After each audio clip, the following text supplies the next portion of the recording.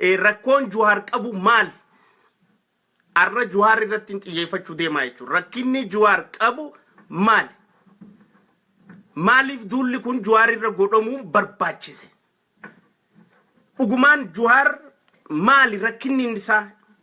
Cinqiin irrinni Jawaar qabu ka Oromoon kun irra bobba'u jirtuuf, ka Oromoon kun irra duulu jirtuuf, ka Oromoon kun irratti qabsaa'u jirtuuf Oromoo gunjee beeka Oromoota jechuu xiyyaa miti. Warra maqaan Oromoo kan keeysi Oromoo hin ta'in. Warra afaaniin Oromoo kan keeysi Oromoo hin ta'in namoonni maaliif Jawaar irra duuluun barbaachise? Maaliif olola Jawaar irratti oofuun barbaachise? Maali rakkinni Jawaar? Tan jettuun gadi fageenyaan seenee keessa seenee laaluu barbaadaa jechuudha. Jawaar Mohaammed fi OMN jaarmaya. Jawaar namaa fi jaarmeyni waan garagaraati. Namaatu jaarmaya san jaarmaya godha. Jawaar arra OMN jabaatee akka sossoo'u qooda guddaa nama keessaa qabuu fi hangafa itti yaamamuu danda'u. Kun wal nummamsiisu. Rakkinni Jawaar qabu maali?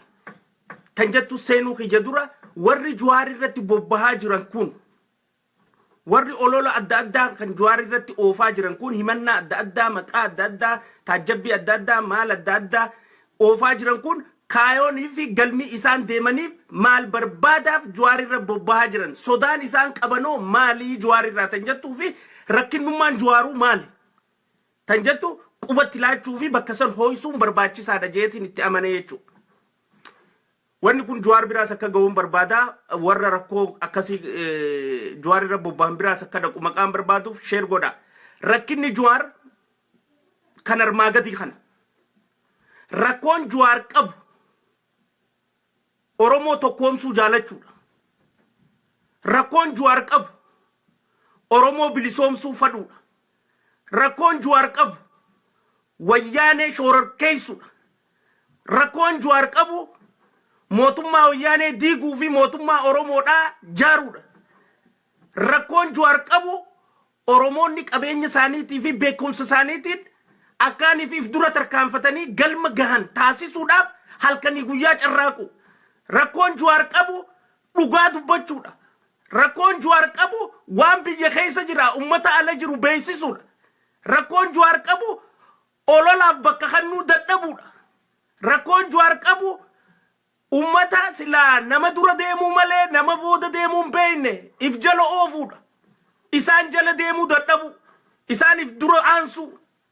Rakkoon Jawaar qabu cicha waada waan ummataa seenee irratti haga lubbuun isaa wareegamtuu fi hanga kaayoon isaa galma geessu irra cichuudha. Kana rakkoon Jawaar. Rakkinni Jawaar qabu rakkoota kana. Warri rakkoon tun hirriba dhorkite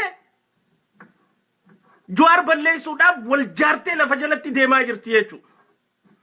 Oromoon tanaan shororkaa'uu fi mufachuu fi takkaayis akka malee walaaluun qabdu. Osoo Jawaar rakkina anaannachuu Oromoodhaan qabaanne ka Oromoon akka dhabamtu barbaadu arra Jawaar hin arrabsu. Osoo Jawaar dhugaa dubbachuu irra cichuun qabaanne ka Oromoo kijibuu barbaadu arra Jawaar hin arrabsu.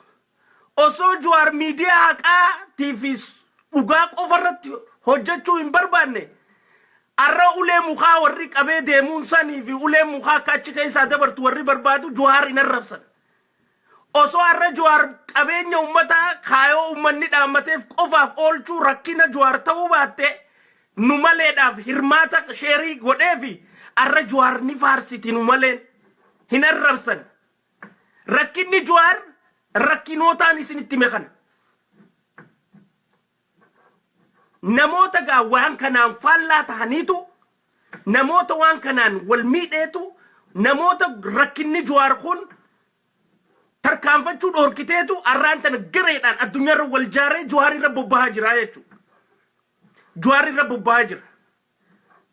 Rakkoon Jawaar duuba furmaata Oromooti. Rakkinni Jawaar rakkachaafii jiru. Rakkinni Jawaar cinqachaafii jiru. Rakkinni Jawaar arrabsamaafii jiru. Rakkinni Jawaar qubni itti laatamaa jiru ka isan geenya gadheen oromoo jeesaa ture hundi kashlabbeen oromoo saamaa ture hundi hattuun oromoo rabbiratti amanamaa taateen beeyne hundi gadi galoon namaa kaarraan tana silaa katambarrii Jawaar eeguun dandeenya hundi mooraa Jawaar ajjechuun dandeenya hundi ka Jawaar kabajaaf mana isaaniitti itti dhaqu hundi warri distii fi hokorsaa arraabu arraan tana Jawaar arrabsuun maqaa rakkoon Jawaar oromoo tan ol qabuu taateef rakkoon Jawaar oromoo ol qabuudha warri oromoo qaqqabuu barbaadu arraan tana Jawaar irratti addunyaarraa guboo baan oromoo ol qabuu jaalachuun Jawaar eega rakkoo taate ka arrabsamu jiru nuhi malee Jawaari miti ka arrabsamu jiru oromoodha malee Jawaari miti ka arrabsamu jiru ummata oromoo ka inni ol qabuu barbaadu sani malee Jawaari miti arraan tana Jawaar ummata Awurooppaa wajjin haasee gamana dhaqe gamas dhaqe gujaan itti qoosuu fi qishnaatti godhuun ammata 40 guutuu addunyaa tana keessa yaatanii waan adda addaa dalagu jirra jettanii jireenya keessan oofachaa turtan arra Jawaar san godhuun itti dhiisee jaartii fi ilmoo isaa mana keessa dhiisee deemee addunyaa tanarra hulayyuu dhadha'uun manayyuu dhaquun bakkayyuu dhaquun oromoo tana hulayyuu biratti bakkayyuu biratti beeksisuudhaaf tattaafachuun isaa carraaquun isaa warra mootummaa adda addaa bulchu biratti hulaa isaanii dhadhee isaan dura deddeemuun isaa eega rakkoo isinii taate warri oromoo qaqqabuu feetan hundi wal jaartanii duula badaa Jawaari rabbantanii jirtanii jechuudha. Duula kana Jawaari irraa ittisuu ka qabu naafi isini oromoo hunda nama Jawaar tuquu fi Jawaar arrabsu kakaayoo oromoodhaa arrabsu jiruu fi kakka oromoon hin mul'anne taasisuu barbaadu ta'u xiqqoo takka mamuun qabdan.